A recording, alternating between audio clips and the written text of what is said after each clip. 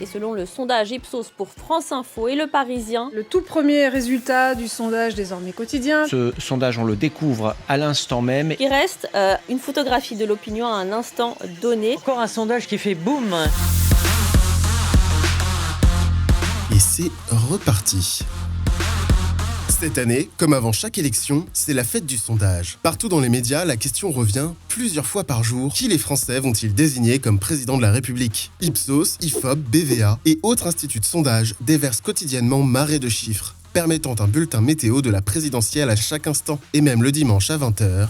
Quel est le verdict des Français pour ce second tour ? Qui sera à la tête de l'État pendant les 5 prochaines années ? 5 secondes. Quel est le choix des Français ? Emmanuel Macron, selon l'estimation Harris Interactive.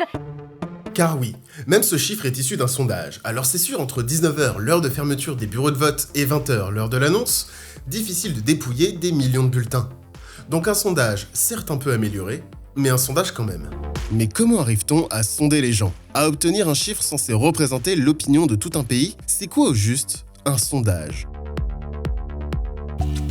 Dès le 19e siècle, on retrouve les premières traces de sondages avec des poll books, des livres de sondage ouverts à tous disposés dans des tavernes. Au 20e siècle, des journaux américains comme le Literary Digest envoyaient même des questionnaires à plusieurs millions d'abonnés pour récolter leurs opinions. Mais les résultats n'étaient pas vraiment concluants, comme en 1936 où ce journal envoie 10 millions de questionnaires à propos de l'élection présidentielle. Et avec plus de 2 millions de réponses, ils estiment la victoire du candidat Alf London à 57,1% des voix. Mais cette année-là,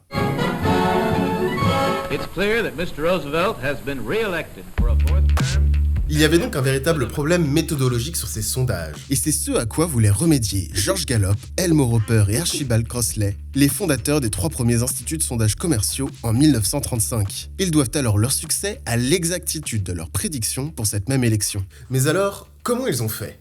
Comment ça marche un sondage ? Bon, l'idée est simple. Interroger un petit groupe de personnes censées représenter l'ensemble de la population. Et tout le succès d'un sondage est basé sur la sélection de ce petit groupe, c'est l'échantillonnage. En France, la méthode la plus utilisée, c'est celle des quotas. C'est-à-dire que 1000 personnes vont être sélectionnées, je vous passe les détails, mais un panel de 1000 personnes correspond au meilleur rapport marge d'erreur coût du sondage. Et ces 1000 personnes ne sont pas choisies au hasard. Ils correspondent aux statistiques de l'INSEE sur la population française en fonction du sexe, de l'âge, de la situation géographique et de la catégorie socio-professionnelle. Donc par exemple, si 18% de la population majeure vit en région parisienne, 180 personnes seront interrogées dans cette région, dont 92 femmes et 88 hommes, parmi eux 8 ouvrières et 28 ouvriers, 12 cadres chez les femmes et 17 chez les hommes, etc. Jusqu'à obtenir l'image la plus représentative de la population du pays. Mais cette méthode n'est pas parfaite, et un défaut majeur s'appelle le biais d'échantillonnage. Par exemple, il sera beaucoup plus simple d'avoir les réponses des personnes qui ne travaillent pas, car ce sont ceux qui sont le plus susceptibles de répondre au téléphone pendant la journée. Donc il risque d'y avoir une surreprésentation des retraités, des chômeurs, des femmes et des hommes au foyer, ou même des étudiants. Bah oui, imaginez un sondeur dans la rue qui poserait la question aux passants « Estimez-vous avoir assez de temps libre ?» Alors déjà, une partie des gens ne répondrait pas, elle dirait « Désolé, je suis pressé », et une large majorité de ceux qui accepteraient de répondre seraient soit en pause, soit en vacances, ou en balade, bref, ils auraient le temps de répondre. Donc à la question « Estimez-vous avoir assez de temps libre ?», la réponse serait largement oui, mais ne serait pas représentative. Donc pour avoir cette mini-France de 1000 individus, c'est en moyenne presque 20 000 personnes que les instituts de sondage doivent appeler. Mais ça ne s'arrête pas là. Parce que parmi ce groupe censé représenter l'opinion du pays, il y a d'une part les personnes très militantes acceptant plus volontiers de répondre au sondage, dont l'opinion risque donc d'être surreprésentée, et d'autre part le vote secret. Rien n'empêche un sondé de mentir, soit par pur plaisir, soit simplement parce que certains ne veulent pas révéler ou n'assument pas leur vote. Un phénomène qui, historiquement, concerne essentiellement l'électorat des partis extrêmes.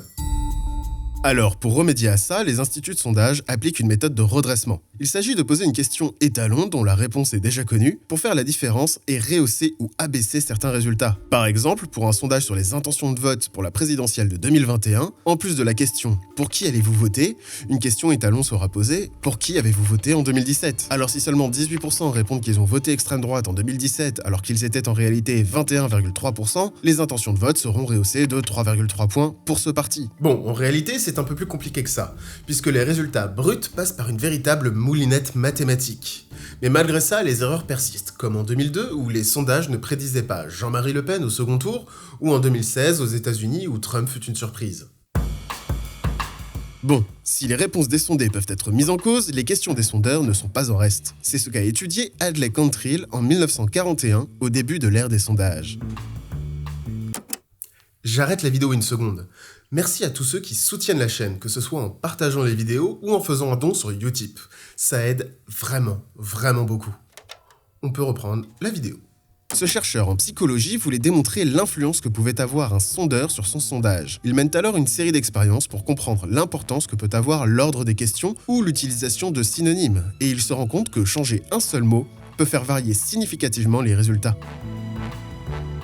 Lors d'un sondage, il pose la question suivante. Personnellement, pensez-vous que le président Roosevelt est allé trop loin dans sa politique d'aide à la Grande-Bretagne? Il obtient pour résultat trop loin 20%, juste assez loin 57%, pas assez loin 17%, sans opinion 6%. En remplaçant dans sa question Roosevelt par les États-Unis, il obtient trop loin 15%, juste assez loin 46%, pas assez loin 32%, sans opinion 7%. Autrement dit, en remplaçant Roosevelt par les États-Unis, il réveille le sentiment patriotique des Américains qui seront alors presque le double à penser qu'ils ne sont pas allés assez loin. Et les expériences sociologiques sur la viabilité des sondages continuent encore aujourd'hui. Si elles vous intéressent, je vous mets dans la description un lien vers un article de Jean-Paul Grémy dans la Revue française de sociologie intitulé « Les expériences françaises sur la formulation des questions d'enquête ».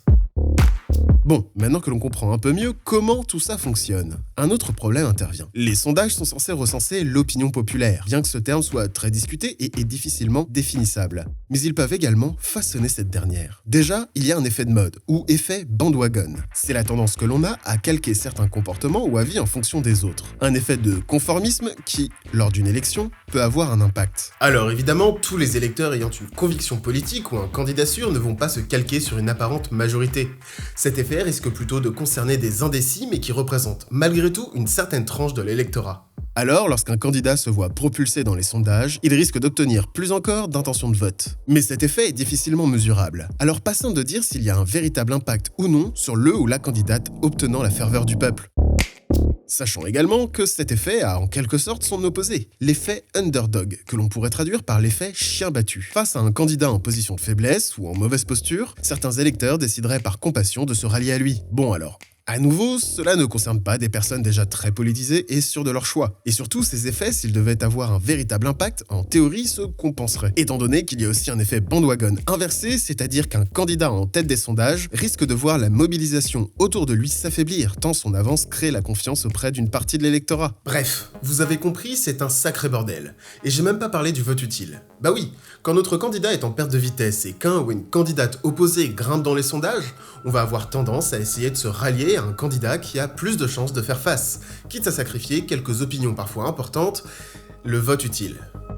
Bon, ces effets sont difficilement quantifiables. À vrai dire, on ne sait même pas s'ils ont un impact concret sur les chiffres. Une chose est sûre, ils donnent du grain à moudre à la dramaturgie électorale. Les batailles d'idées laissent place aux coups de com', aux petites phrases bien aiguisées, à tout ce qui peut conquérir la ferveur des électeurs par son image plus que par ses idées. Oh là, ça fait vieux con ce que je viens de dire, non ? Non, pas le carton de fin, non, je suis fan, hein. Je suis pas un vieux con.